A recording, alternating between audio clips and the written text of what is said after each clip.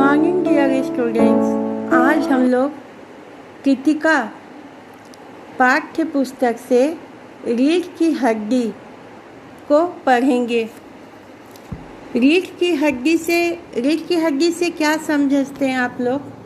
रीढ़ की हड्डी हमारे पीठ में होती है, जिसके अगर वो नहीं हो तो आदमी ना बैठ पाता है और ना खड़े हो पाता है। तो इसमें क्या है कि आज हम लोग पढ़ेंगे रीढ़ की हड्डी में। यह क्या है कि व्यंग प्रधान नाटक है, एकांकी है, छोटा मोटा नाटक है।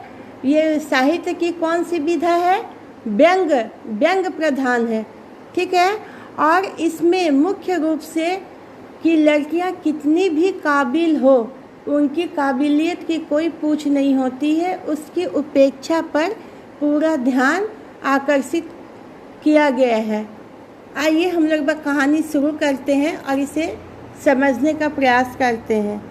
इसमें क्या है कि दो व्यक्ति की मेन बातचीत है। एक रामस्वरूप जो लड़की उमा के पिता है, और एक गोपाल प्रसाद जो शंकर अर्थात लड़के के पिता है। तो समझ गए होंगे कि उमा और शंकर की शादी की बात हो रही है। आज उमा को देखने के लिए शंकर अपने पिता के साथ आने वाला है। इसी के लिए रामस्वरूप के पूरे घर की साफ सफाई हो रही है। उनका जो ड्राइंग रूम है वहाँ पर क्या है कि वो अपने ड्राइंग रूम को झाड़ रहे हैं, सजा रहे हैं। वे कि नौकर को दरी चादर लाने का आदेश देते हैं। और उसके बाद है कि नौकर भी इतना ज़्यादा सुन के कंफ्यूज हो गया है कि वो चादर की जगह धोती मांग लेता है उनकी वाइफ से, प्रेमा से। तब प्रेमा जो रामस्वरूप की वाइफ और उमा की माँ रहती है, वो वहाँ पर आती है और रामस्वरूप से बोलती कि आपने मेरी धोती साड़ी क्यों मंगवाई है? तब रामस्वरूप बोलता है कि हम चादर मंगवाए हैं। और तब वो नौकर को चादर लाने बोलती है। वहाँ पर ड्राइंग रूम में हारमोनियम रखवाता है। और बेटी को तब वो बोलती है कि आप इतना तैयारी कर रहे हैं, रामस्वरूप को बोलती है और बेटी के बारे में बोलती है, पर वो तो तैयार ही नहीं हो रही है कि हमको शादी करना ही नहीं है। तब वो ना वो पाउडर लगा रही है, ना लिपस्टिक लगा रही है, वो तैयार भी नहीं हो रही है, उससे कोई उत्साह ही नहीं है। तब वो अपनी पत्नी को बोलते हैं कि बेटी को संभाल के रखना तुम्हारी जिम्मेदारी है। तब वो अपना पल्ला झाँकती कहती है कि आप ही उसको माथा पर चढ़ाए हैं। अगर आप उसको इतना पढ़ाई लिखाई नहीं होते, सिर्फ वह इंट्रेंस ही पास की होती तो इतना ही काफ़ी था। तब फिर वो अपनी पत्नी को डांटते हैं कि देखो आज लड़का वाला आ रहा है, सो हम लोग को उमा की पढ़ाई को छिपाना है और तुम फिर भी एंट्रेंस का नाम मुंह पर ला रही हो। और रामस्वरूप बोलते हैं, जो होने वाले उनके समधी हैं कि जो आ रहे हैं लड़के के पिता, वो बहुत सारे सभा सोसाइटी में जाते हैं, लेकिन बहु अधिक पढ़ी लिखी नहीं चाहते। सो कैसा उनका विचार है।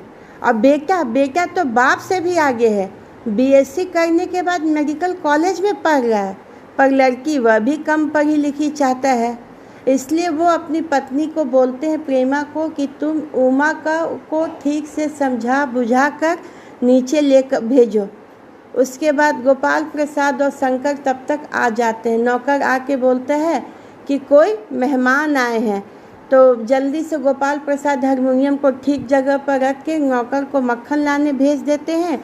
और फिर वह आने वाले मेहमान अर्थात गोपाल प्रसाद और शंकर का स्वागत करते हैं। और सब हाल चाल पूछने के बाद वो शंकर से पूछते हैं कि उसकी पढ़ाई का तो आखिरी साल होगा। तब वो शंकर बोलता है नहीं, अभी तो 2 साल शेष हैं। तो गोपाल प्रसाद उसकी नाकामियों को, जो वो फेल हुआ है, उसको छिपाते हुए बोलते हैं, अरे इसकी कि तबीयत खराब हो गई थी, तो जिसके चलते 1 साल इसको ड्रॉप करना पड़ा। उसके बाद ये गोपाल प्रसाद और रामस्वरूप के बीच में हंसी मजाक शुरू हो जाता है। वे लोग दोनों अपने अपने ज़माने की बात को याद करके बहुत हंसते हैं कि किस तरह कि कितनी मतलब दर्जन के दर्जन कचौरियाँ खा जाते थे, इतनी घी मलाई डकार जाते थे, फिर भी खाने के समय भूख लग जाती थी। फिर भी हम मतलब इतना जितना आज सुविधा है उस समय उतनी खेल की सुविधा भी नहीं थी, फिर भी हम लोग की पाचन शक्ति बहुत अच्छी थी। हम लोग अगर एक बार में पढ़ने बैठते तो 12-12 घंटे पढ़ते रहते थे। और उस समय का मैट्रिक पास भी आज के ज़माने से अच्छी अंग्रेजी लिखता था। पर आजकल तो ये सब कुछ बच्चों में है ही नहीं। तो और शंकर खाली उन लोग का बात सुनकर ही करने लगता है। उसके बाद फिर गोपाल प्रसाद हैं जो लड़के के पिता, वो रामस्वरूप से बोलते हैं, चलिए सीधे अब हम लोग शादी की बात पर आते हैं, अर्थात हम लोग बिजनेस की बात करते हैं। रामस्वरूप घबराते हैं, फिर भी बोलते हैं कि ठीक है चलिए करते हैं। फिर वो बोले पहले नाश्ता तो कर लीजिए, तो वो नाश्ते और चाय की ट्रे लाने अंदर चले जाते हैं। तो अब गोपाल प्रसाद अपने बेटा शंकर को बोलता है कि मकान देख कर तो लगता है कि इन लोग का हैसियत बढ़िया है, फिर भी देखते हैं कि लड़की कैसी है। और कहते हैं कि शंकर को डांटते हुए कि सीधे बैठो। कैसे बैठो? बैकबोन को एकदम सीधा रखो। उसके बाद इधर उधर वो लोग गप मार रहे हैं, उसके लड़की की खूबसूरती की चर्चा शुरू हो जाती है। तब रामस्वरूप कहता है हमारे ज़माने में खूबसूरती को तो सवाल ही नहीं उठता था। तब वो फिर शंकर से पूछता है कि आप ही बताओ बेटा कि शादी तय करने में खूबसूरती का कितना हिस्सा होना चाहिए। तब गोपाल प्रसाद बोलते हैं कि नहीं, लड़की तो खूबसूरत होनी चाहिए, चाहे इसके लिए उसको पाउडर और लिपस्टिक और रूल्स सब लगाना पड़े, क्योंकि घर की जो औरत है उनको तो सुंदर बहू चाहिए। उसके बाद लड़की के पढ़ाई के बारे में बोलते हैं कि ज़्यादा पढ़ी लिखी लड़की नहीं चाहिए, क्योंकि पढ़ी लिखी लड़की अपना नखरा दिखाएगी ससुराल में। बहुत भी अगर पढ़ी हो तो मैट्रिक पास से ज़्यादा नहीं होनी चाहिए। अब बेटा जो शंकर है वो भी बोलता हाँ मेरे पापा तो ठीक ही बोल रहे हैं, हम लोग को थोड़ी ना ये घर की होने वाली बहू से नौकरी करानी है। तब गोपाल प्रसाद कहते हैं कि लोग कहते हैं कि जब लड़के को इतना अच्छा बीए पढ़ा रहे हो तो लड़की भी मतलब कि ग्रेजुएट ही लाओ, परंतु लड़कों की पढ़ाई लिखाई क्या एक ही बात है? गोपाल प्रसाद कहते हैं मर्द का काम है पढ़कर काबिल होना। अगर औरत भी अंग्रेजी अखबार पढ़ेगी और पॉलिटिक्स पर बहस करेगी तो गृहस्थी कौन चलाएगा? फिर दूसरा वाहियात तर्क देते हैं गोपाल प्रसाद, मतलब कि लड़की की शिक्षा का विरोध करते हुए। अगर कि देखिए मोर के पंख होते हैं मोरनी के नहीं, शेर के बाल होते हैं शेरनी की नहीं। तो इसी तरह दुनिया में कुछ बातें ऐसी होती है सिर्फ मर्दों के लिए होती है, औरतों के लिए बहुत नहीं होती। और ऊंची जो शिक्षा है इसी तरह है, वो भी सिर्फ मर्द के लिए ही होनी चाहिए। उसके बाद फिर तब तक उमा आ जाती है। उमा के आँख में चश्मा लगा हुआ है, उसका कपड़ा एकदम सिंपल पहनी हुई है, उसकी गर्दन झुकी हुई है। तो जैसे ही चश्मा देखते हैं तो गोपाल प्रसाद और शंकर चौंकने लगते हैं कि भाई लड़की को ज़्यादा पढ़ी लिखी है इसलिए चश्मा लग गया। तब जो उसके पिता रामस्वरूप मतलब कि सफाई पेश करते हुए बोलते हैं पिछले महीने से इसकी आँख में दुखनी, मतलब कि आँख से पानी आ रहा है, आँख दुख रहा है। वो बोलते हैं ना जय बंगला, जिससे आँख से पानी आते रहता है, आँख दुखते रहता है, तो इसी के लिए चश्मा लगाना पड़ रहा है। उसके बाद रामस्वरूप बोलते बेटी एक गाना सुना दो। तो गोपाल प्रसाद को उमा के चलने का बैठने का ढंग और चेहरा पसंद आता है, तो वो उमा को कुछ गाने के लिए बोलते हैं। तब उमा भजन गाती है, मेरे तो गिरधर गोपाल दूसरा न कोई। आवाज़ भी उसकी बहुत अच्छी है। अचानक उमा की जो आँख है वो शंकर की आँख से मिल गई है। उसको देखकर शंकर मुंडी नीचे झुका लेता अपना। बस उमा एकाएक चौंक के देखती है और गाते गाते रुक जाती है। तब गोपाल प्रसाद पूछते पेंटिंग वेंटिंग आती है? तब रामस्वरूप बोलते कि जितनी भी कमरे में तस्वीर है वो सब उमा ने ही बनाई है। सिलाई के बारे में पूछा जाता है, तब रामस्वरूप बोलते कि घर का पूरा कपड़ा यही सिलती है। तब बोलती है कि बेटी कुछ इनाम उनाम भी जीते हैं? उमा चुप रहती है। तब रामस्वरूप सफाई देते हैं कि यह बहुत शर्माती है। अब यहाँ पर देखिए कितना है कि लड़की पूरी सुंदर भी चाहिए, घर के काम काज, पेंटिंग, सिलाई कढ़ाई में दक्ष चाहिए, लेकिन लड़की ऐसी चाहिए जो गूंगी हो, जो गलत का विरोध नहीं कर सके, सिर्फ वो काम करने के लिए चाहिए। कितना विरोधाभास है ना। तब फिर जब रामस्वरूप उसके पिता बार बार बोलते तब गोपाल प्रसाद गुस्सा जाते हैं, रूखे स्वर में बोलते हैं कि हमको लड़की से बात कर रहे हैं ना, कुछ इसको भी तो बोलने दीजिए। तब उमा बोलती है एकदम मजबूत स्वर में, मैं क्या बात करूं बाबूजी। जब कुर्सी मेज, मतलब अपने आप को वो कुर्सी मेज कहते हुए व्यंग करती है कि जब कुर्सी मेज को जब बेचा जाता है तो जो दुकानदार है वो कुर्सी मेज से नहीं पूछता है, वो सिर्फ जो ग्राहक है उसको दिखा देता है कि जो पसंद है आप ले लीजिए, पसंद आ गई तो ठीक, नहीं तो पड़ा रहेगा, कोई दूसरा ग्राहक देखेगा।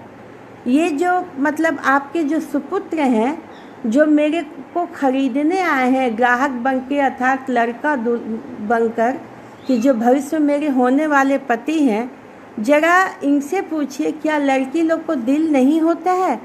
क्या उनके भावनाओं को उनको चोट नहीं लगती है? क्या लड़कियां भेड़ बकरियां या कुर्सी मेज होती है जिन्हें ग्राहक के द्वारा, कसाई के द्वारा अच्छी तरह देखा भाला जाता है? तब गोपाल प्रसाद उमा की बात को सुनकर बिदक जाते हैं और कहते हैं कि बहुत बोल रही है, सो उनको बहुत अपमान लगता है। तो फिर उमा बोलती है कि और आप जो इतनी देर से नाप तौल कर रहे हैं, मेरे बारे में पूछ रही हैं, जरा अपने बेटे से भी तो पूछिए कि पिछले फरवरी में ये लड़कियों के हॉस्टल के समीप क्यों घूम रहे थे और वहाँ से ये कैसे भगाए गए थे। तब गोपाल प्रसाद उससे पूछते, इसका मतलब कि तुम पढ़ी लिखी हो? तब उमा कहती है, हाँ, मैंने BA पास किया है, कोई चोरी नहीं की है, और न ही मैं आपके बेटे की तरह हूँ जो कि मतलब कि कायर हूँ। मुझे अपनी इज्जत और मांग का पूरा परवाह है। बस जैसे ही गोपाल प्रसाद तो चुप हो जाते, उनको तो गुस्सा बहुत आ रहा है, और जैसे ही सुनते कि पढ़ी लिखी है बस वो उखड़ जाते हैं गुस्से से और कहते हैं रामस्वरूप कि आपने तो मेरे साथ सरासर धोखा किया है, BA पास, सो झूठ का भी कोई ठिकाना है? अगर मैं इस लड़की को ले जाता तो गजब हो जाता। वे वापस जाने लगते हैं।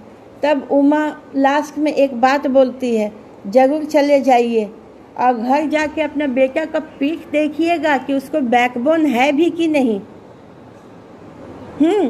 वो उसको बैकबोन है भी कि नहीं। बस गुस्सा होकर गोपाल प्रसाद अपना बेटा को लेकर वहाँ से चले जाते हैं और रामस्वरूप एकदम हताश सोफा पर बैठ जाते हैं। नौकर उसी समय मक्खन लेके आता है। तो यही है आपका स्टोरी। ठीक है, अब इसमें क्या क्या क्वेश्चन समझ में आपको आया कि गोपाल प्रसाद मतलब कि कैसे थे और मतलब समाज का कितना बड़ा विरोधाभास है कि पढ़ी लिखी सर्वगुण संपन्न लड़की है, लेकिन चूंकि उसके लायक लड़का नहीं मिल रहा है, और अगर लड़का मिल रहा है तो एक मतलब मिडिल क्लास फैमिली उतनी दहेज नहीं दे सकती है, तो लड़की की शादी होनी ज़रूरी है। भले उसका मेंटल लेवल मतलब उसके ससुराल वालों से हाई हो, लेकिन चूंकि समाज को दिखाना है कि हमको शादी करनी है, इसलिए किसी भी लड़के के साथ उसे बांध दो। तो ये समाज की बहुत ओछी मानसिकता है। नहीं, उसके बाद अब गोपाल प्रसाद को देखिए, विवाह को क्या है, वो बिजनेस मांगते कि लड़की सुंदर होनी चाहिए, चाहे वो मेकअप करके भी हो, लड़की सर्वगुण संपन्न होनी चाहिए, लेकिन क्या है कि पढ़ी लिखी नहीं होनी चाहिए। तो क्या शादी बिजनेस है? क्या मतलब जो मानवीय संबंध होते हैं क्या उसकी गरिमा रह जाती है? कि मतलब लड़की का कोई अरमान नहीं है, जहाँ पर जिस खूंटे से बांध दो उसको घर परिवार समाज का इज्जत बचाना ही है सिर्फ। तो इससे क्या संबंध कभी भी मधुर रह पाएंगे? रामस्वरूप क्या है कि समाज के विपरीत वो लड़की को पढ़ाए, लेकिन समाज के दबाव में आकर उसकी शिक्षा को छिपाए, ये उनका बहुत बड़ा गलती है। उसके लिए तो मजबूती में खड़ा होकर लड़की की नौकरी करे और अपने लेवल का लड़का खोजे, ये ना होना चाहिए।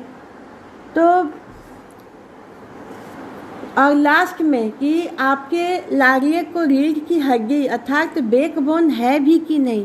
इससे उमा क्या है कि उसका कोई मतलब बैकबोन जिसके पास नहीं होता है, बैकबोन यानी रीढ़ की हड्डी, वो न बिना सहारे के न उठ सकता है न बैठ सकता है। तो यहाँ भी बैकबोन का मतलब है कि जो शंकर है उसका अपना कोई विचार ही नहीं है, वो तब से बाप के बात में हे करके मिलाते जा रहा है। वो पढ़ा लिखा है, मेडिकल कॉलेज में पढ़ रहा है, और वो लड़की के हॉस्टल के आगे पीछे चक्कर तो लगाएगा, छींटा कसी तो करेगा, लेकिन बीवी उसको क्या चाहिए? बीवी उसको मतलब चाहिए एकदम घर में एकदम झुकी हुई, बिना आवाज़ की हुई, कि जो बोले सिर्फ वो चुपचाप सुने, सिर्फ वो अपने पिता की जो भी उचित अनुचित बात है उसकी हाँ में हाँ करता है। तो ऐसा व्यक्ति तो पति योग्य होने के लायक ही नहीं है, तो इसलिए उसको बिना रीढ़ की हड्डी के कहा गया है। उम्मीद है कि ये वाला चैप्टर आपको अच्छी तरह से समझ में आ गया होगा। आप इसे एक बार ध्यान से 1-2 बार सुनेंगे, एक बार किताब को भी पढ़ लेंगे कृतिका को, तो पूरा चैप्टर क्लियर हो जाएगा।